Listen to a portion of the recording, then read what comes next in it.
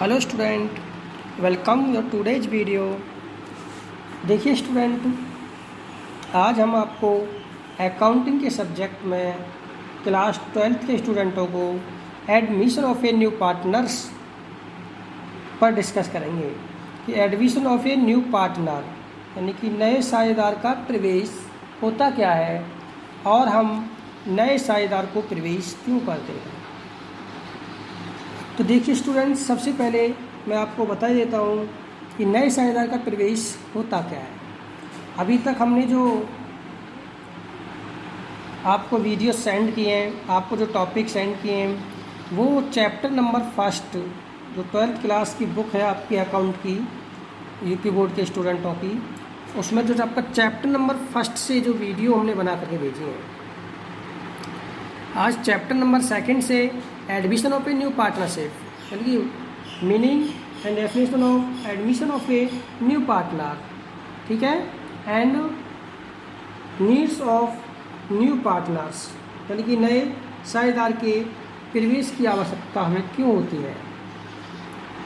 देखिए स्टूडेंट, सबसे पहले ये मैं बता ही देता हूँ आपको कि नए साझेदार का प्रवेश क्या होता है। सपोज करिए हमारे जो एक फर्म है उसमें साझेदार हैं ए और बी, दो साझेदार हैं, लेकिन इन दोनों ने मिलकर के किसी तीसरे व्यक्ति को, किसी नए व्यक्ति को, सी को इस फर्म में एडमिट कर लिया, साझेदार बना लिया, ठीक है।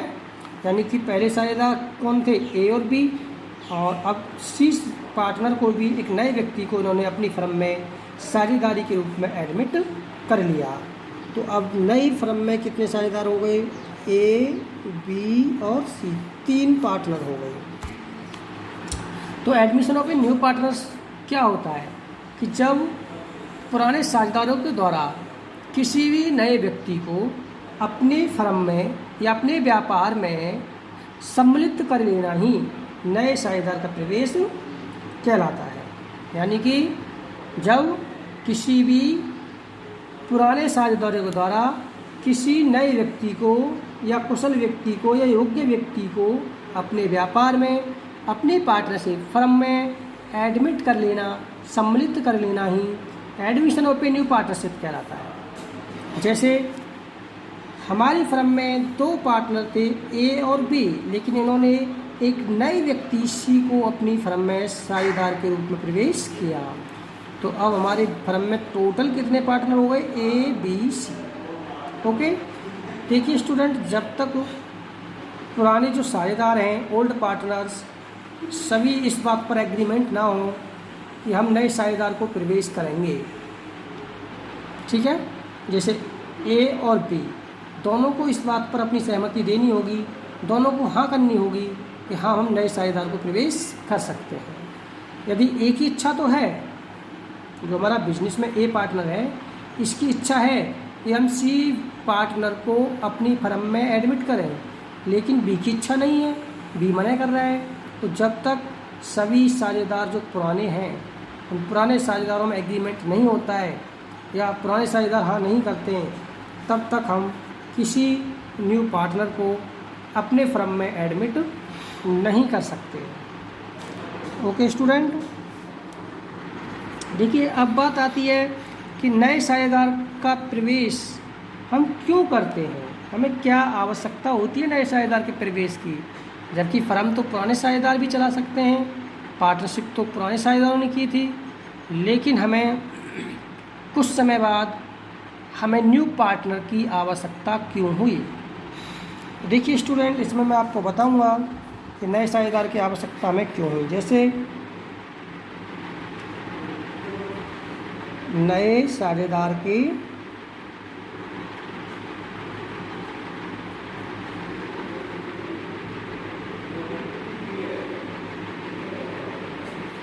प्रवेश की आवश्यकता,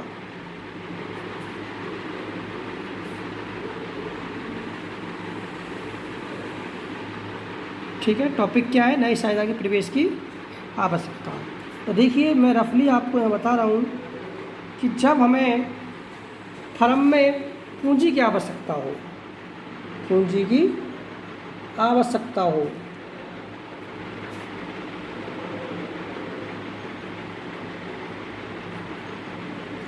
देखिए स्टूडेंट, जब हमारे फर्म को पूंजी की आवश्यकता होती है तो हम नए साझेदार को प्रवेश कर लेते हैं, क्योंकि जब बिजनेस में न्यू पार्टनर को हम एडमिट करते हैं तो वो अपना शेयर पूंजी के रूप में लाता है, अपना पैसा, अपना हिस्सा वो पूंजी के रूप में फर्म में लाता है, जिससे फर्म की जो पूंजी है उसकी पूर्ति हो जाती है। ओके। सेकंड पॉइंट, जब फर्म को चलाने के लिए किसी तकनीकी ज्ञान और योग्य व्यक्ति की आवश्यकता हो। ओके। सेकंड पॉइंट क्या है? जब फर्म को चलाने के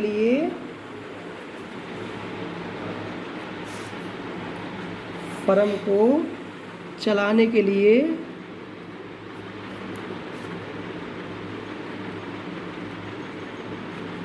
किसी तकनीकी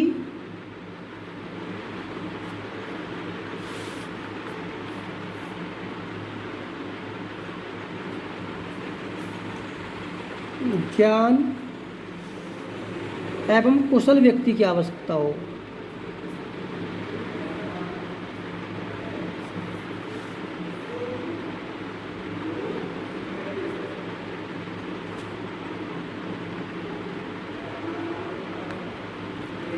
तो देखिए स्टूडेंट, जब हमारी फर्म को किसी योग्य व्यक्ति की या किसी ऐसे व्यक्ति को जिसको अच्छी टेक्निकल नॉलेज हो, या जो अच्छा मैनेजमेंट जानता हो, या जो अच्छा वर्क जानता हो, ऐसे व्यक्ति की यदि हमारी फर्म को आवश्यकता है तो हम अपनी फर्म में नए साझेदार को प्रवेश कर सकते हैं। हमें लग रहा है कि भाई देखो इसमें ए और बी पुराने पार्टनर हैं, लेकिन हमें पता है कि यदि हम सी को अपने बिजनेस में एडमिट कर लेते हैं तो सी हमारे बिजनेस को बहुत ऊपर लेके जा सकता है, बहुत अच्छा मैनेजमेंट कर सकता है, बहुत अच्छी टेक्निकल नॉलेज उसे है, तो हम इसलिए नए साझेदार को एडमिट कर सकते हैं। फर्स्ट पॉइंट था देखिए स्टूडेंट कि जब बिजनेस को कैपिटल की आवश्यकता हो, बिजनेस में कैपिटल की कमी हो, तो हम न्यू पार्टनर को एडमिट कर लेंगे और हमारी जो कैपिटल की कमी है उसकी पूर्ति हो जाएगी। क्योंकि सीधी बात है कि जब नया साझेदार को हम प्रवेश करेंगे तो वो अपने शेयर की कैपिटल बिजनेस में लेके आएगा कैश के रूप में। ठीक है। अब चलते हैं नेक्स्ट पॉइंट पर। पॉइंट नंबर 3, यदि कोई व्यक्ति व्यापारिक दृष्टि से अत्यधिक प्रभावशाली हो और उसके प्रभाव का फर्म लाभ उठाना चाहती हो।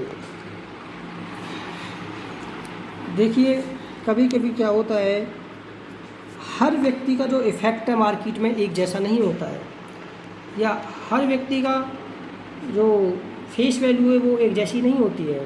इसलिए हमें लग रहा है कि सामने वाले व्यक्ति की फेस वैल्यू बहुत अच्छी है या उसका इफ़ेक्ट मार्केट में बहुत अच्छा जाने वाला है, तो हम किसी भी ऐसे व्यक्ति को जो व्यापारिक दृष्टि से अधिक प्रभावशाली हो, उस व्यक्ति को हम अपनी फर्म में एडमिट कर सकते हैं, आसान होगा उसमें। ठीक है। तो थर्ड पॉइंट हम लिख सकते हैं, यदि कोई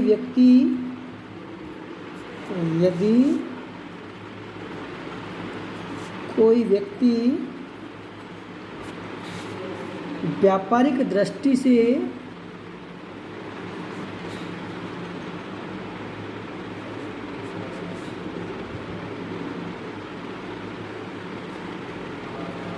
अधिक प्रभावशाली हो,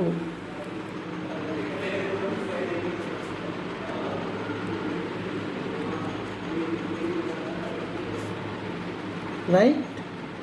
अब आते हैं पॉइंट नंबर 4 पर।